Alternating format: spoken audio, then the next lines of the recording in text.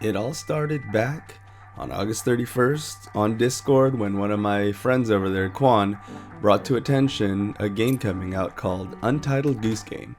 At the time, I had no idea what I was in for. Unlike Dogplay Tag, Untitled Goose Game is a lot more polished, but then again, I believe Dogplay Tag is an early access, whereas Untitled Goose Game is a full release. It is out as of September 20th on the Switch with a Steam release announced, but with a TBA or TBD release date. The game is by a studio called House. I'm not sure if this is their first game ever or if they just made stuff I've never heard of before, but it is a solid first game that I've tried from them. At least as far as I know, I haven't played any of their other games.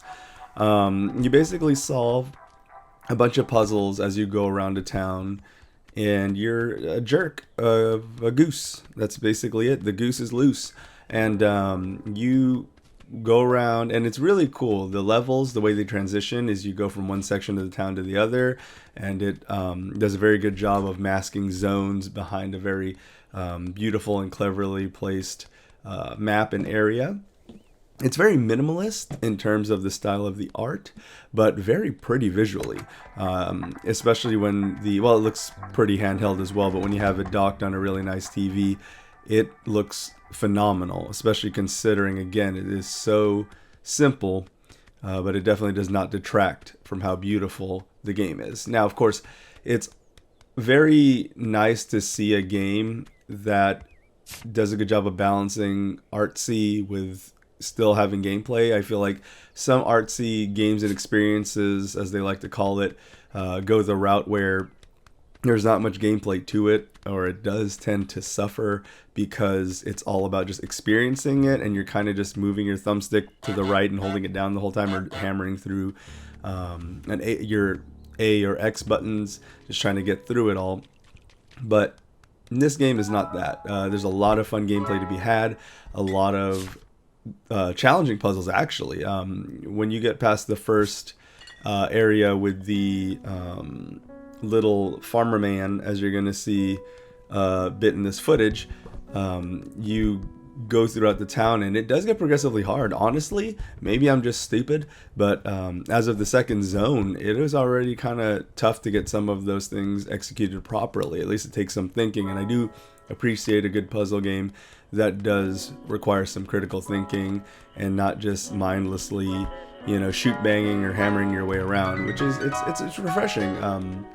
I do enjoy puzzle games, especially as I get a little, worn out on the type of too much sci-fi nonsense and whatever. So I've been having a lot of fun with the game, and I do hope to continue having as much fun as I am with it, even though the puzzles do get difficult as you go on.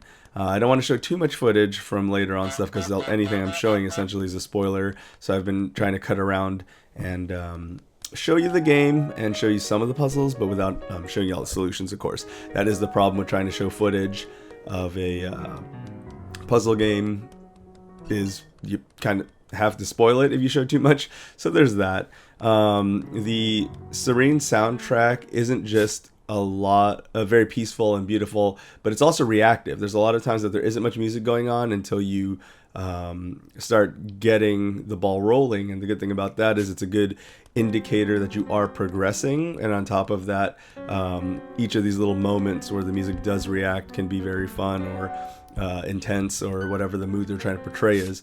And I think it's really cool that they do that. Although a very different game, I always do enjoy when games like this one or Killer Instinct have reactive music. It's just really cool to get that kind of musical feedback, because it's not easy to do, and it's certainly not common to hear, I guess would be the fair way to say it.